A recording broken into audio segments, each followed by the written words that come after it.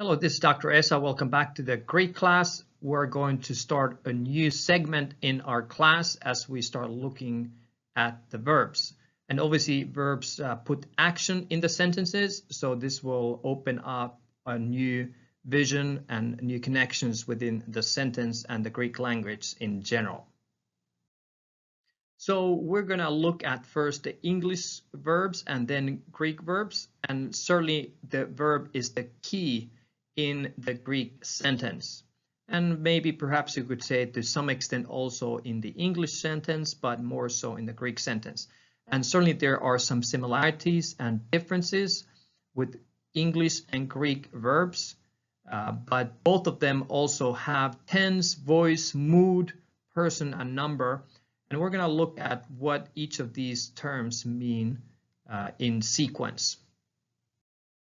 So as was mentioned earlier, verbs are action-related words.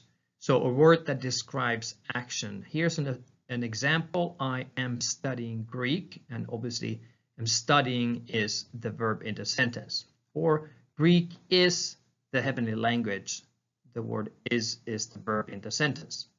So English verbs have person. In other words, we can say that the verb is first person, second person, or third person. First person, namely I or we. Second person, you, with a singular plural. And thirdly, the third person is he, she, it, or they. The verb also has number, so either singular or plural. I am or we are. I is always singular and we is plural. The verb also must agree with the subject in number. So singular subject must have singular verb and plural subject must have plural verb. So for example, we can say that Bill says, notice the S there, we don't say Bill say. And we say I am, not I are or I is.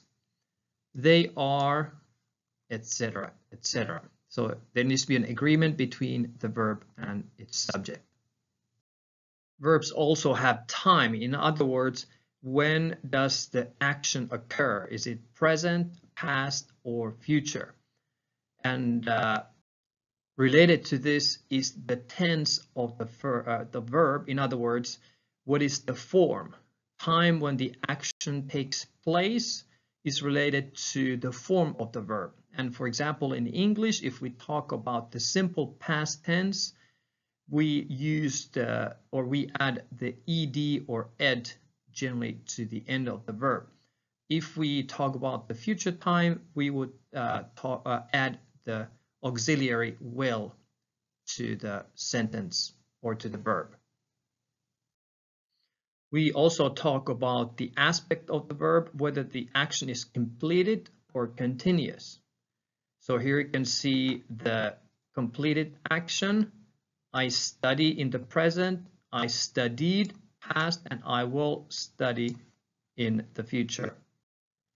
Whereas continuous action is present tense, I am studying, I was studying, and I will be studying. And obviously you can notice the ing ending. In terms of the voice in the verbs, we have the active voice where the subject does the acting, or the passive voice, subject receives the action. So as an example, Bill hits the ball is active voice, whereas passive voice, Bill was hit by the ball. So mood indicates action's relation to reality. So indicative mood indicates something that is, not something that might be or should be.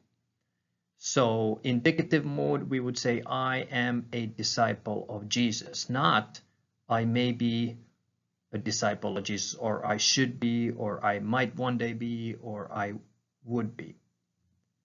Then we talk about subjunctive and optative. They are moods that point to possibility and or wish, with the subjunctive being closer to reality and optative further removed from the reality. Now we have to be careful to indicate though that indicative is the mood of reality, but not necessarily something that is true. So I could say I am a disciple of Jesus and be deceptive, but still at the level of the sentence, it is reality, even though the claim itself is not. On the other hand, subjunctive and optative point to mere possibility or wish whether the statement is really true or if it's not true. So let's look at the Greek verbs next. The first thing to note is agreement. So this is obviously similar to what we find in English, that the Greek verb must agree with its subject both in person and in number. So personal endings are crucial parts of learning the Greek verbs. And obviously the personal endings are the suffixes that are added to the end of the verb stem to indicate who is speaking. So this is something that we already looked at in a few weeks ago, but here is an example. Akuo, so you can see the final omega, and the translation is I here, and the final omega indicates that it is I who is doing the hearing and not somebody else. Similarly, aku usi, so the usi ending indicates that it is they who are doing the hearing. In other words, the personal endings of the verbs indicate the person who is doing the action. Contrary to the English, Greek does not have to have the personal pronoun to specify who is doing the action, because the personal ending already indicates that to us. So we already looked at the person and the number in English, so let's look at it in Greek verbs. So obviously it is about who is speaking or who is spoken to. So the number, person, indicating singular, I, you, he, she, or it. So singular I, singular second person you, and singular third person he, she, or it. So obviously ego, I, su, you, and autos, aute, auto, he, she, or it. So the Greek verb personal ending must agree with the subject. And now, as you saw in the previous slide, you don't need to write these out explicitly to indicate who is doing the action in Greek, because the personal endings of the verb indicate who is doing the action. Similarly, the plural, we have first person plural hemes, we, humes, second person plural you, and third person plural they, autoi, autai, or auta. So masculine, feminine, and neuter. And as in the singular, there is no need to include the actual personal pronoun with the verb, since the personal ending of the verb would indicate whether it's we, you, or they that is doing the action. But nevertheless, the Greek verb, in the Greek verb, personal ending must agree with the subject. Greek verbs also have tense, so form of the verb. So we can have the Greek verb in present tense, or aorist, imperfect, perfect, and so forth. We also have the aspect, in other words, what type of action is taking place. Is it continuous, undefined, or perfected? and we will look at each one of these separately in separate classes. So this is just an introduction to these various tenses and various aspects of the Greek verb. Hopefully this will also alert you to understand the complexity of the Greek tense and aspects, but we will go through each and every one of them in due time. Greek verbs have voice, so the quality of the verb, which indicates the relationship of the subject to the action. In other words, who is doing the action. So active, the subject is acting. Very simple and straightforward. Passive, the subject is passive or acted upon. So we are very familiar with the active and passive voice in our everyday language. However, something that is a little bit different in Greek is the middle voice, where the action is returning to the subject. So for example, in Matthew 27:12, Jesus answered nothing. And the brackets in his defense is there because it is implied by the middle voice verb in that particular sentence. We also have the mood, in other words, verb's relation to reality. Is it real or potential action that the verb is talking about? So the indicative mood indicates real action, at least from the speaker's viewpoint. For example, I completed my homework. And then we have the subjunctive, optative, and imperative, which are all different ways of talking about potential action. And I think all of us are, for example, familiar with imperative voice, which basically is a command. But the subjunctive and optative have more to do with the potential actions, such as you would give an example in English, I may complete my homework. This obviously indicates the uncertainty or potential of the action of completing the homework, whereas the indicative indicates real action. As I mentioned, all of those different categories and the framework for the verbs, we will look at each one of them separately in different classes before we put it all together. However, we're going to start with the present active indicative verbs. So the Greek verb has a stem plus the personal ending, something that we briefly looked at already some weeks ago. So the verb luo has the present tense stem lu, to which we add the personal ending omega, which would turn out to be luo, and this is present active indicative first person singular verb.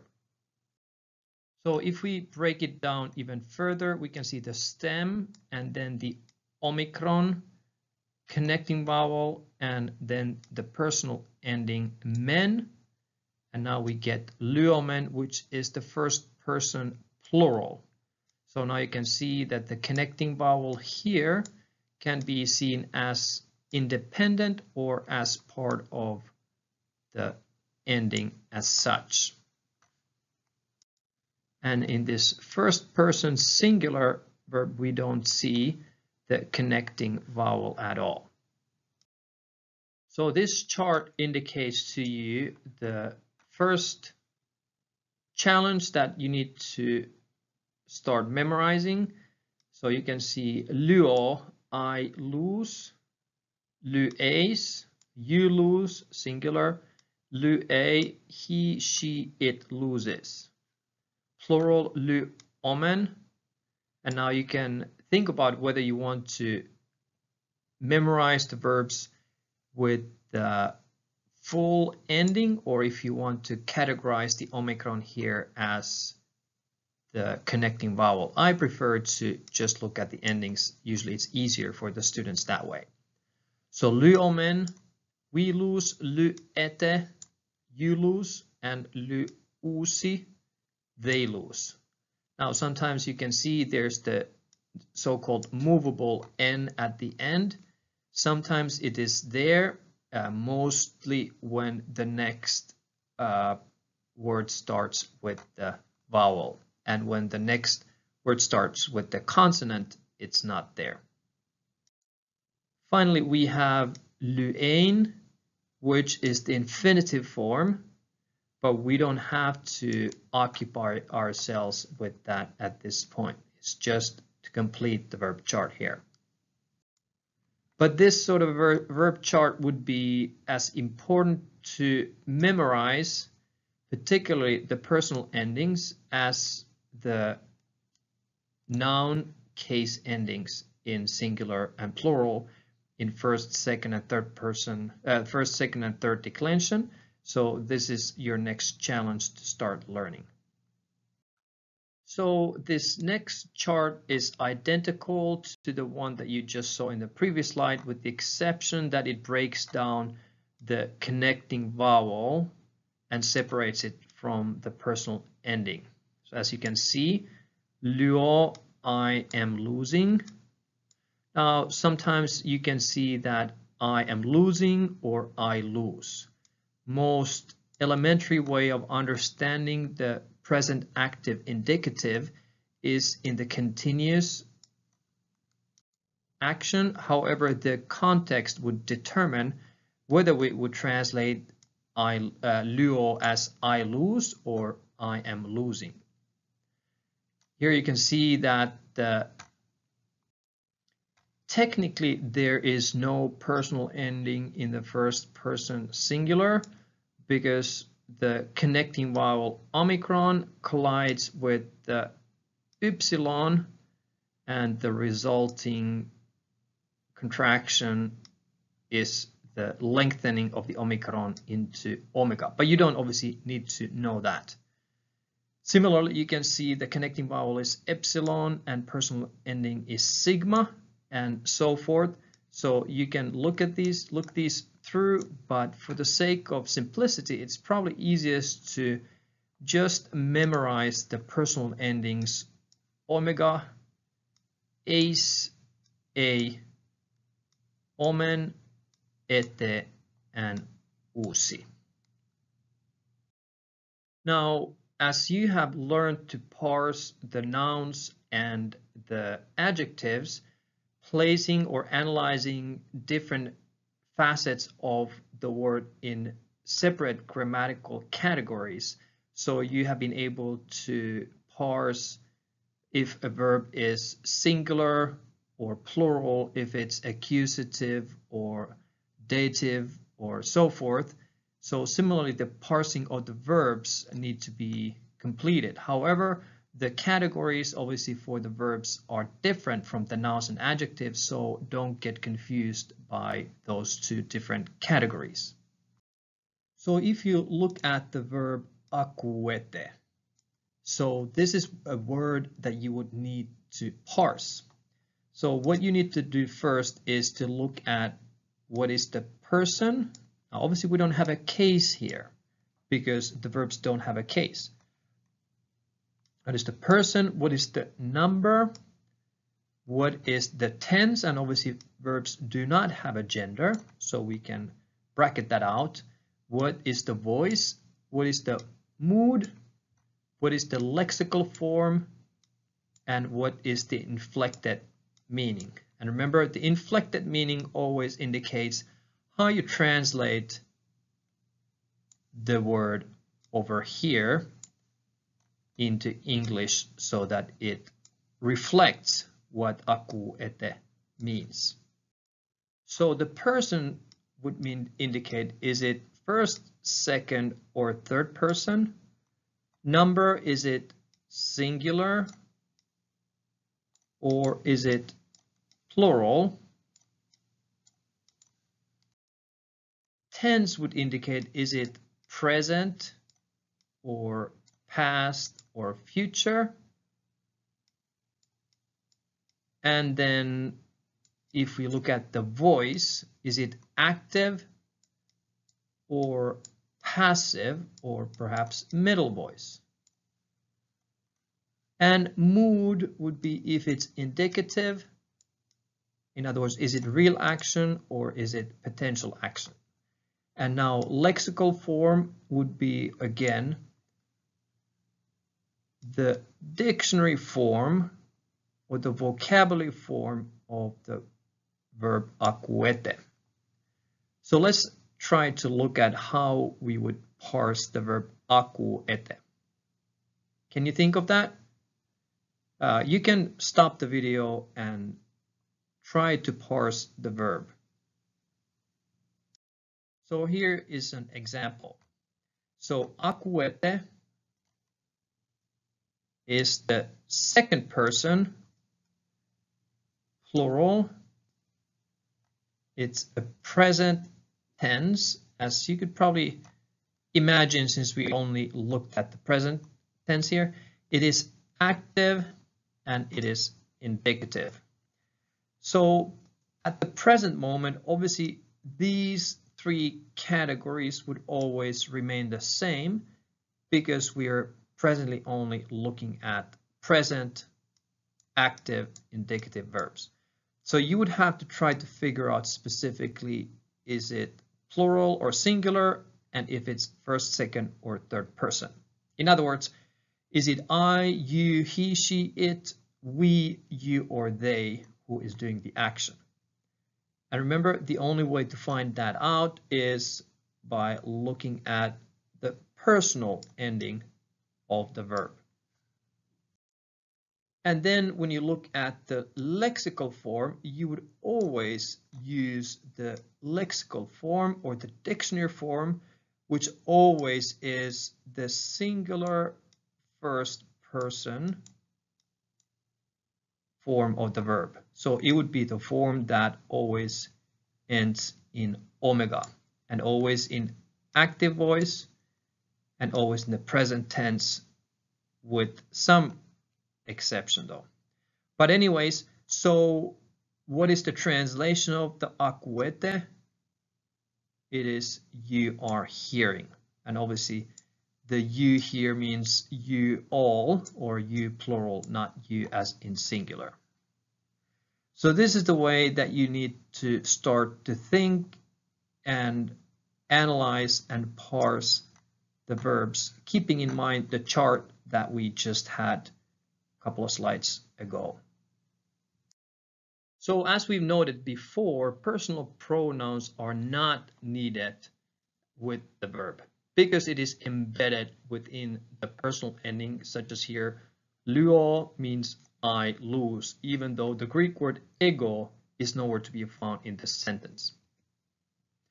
However, personal pronouns can be used for the sake of emphasis. For example, Matthew 26:39, we have uk hos ego thelo al hos su.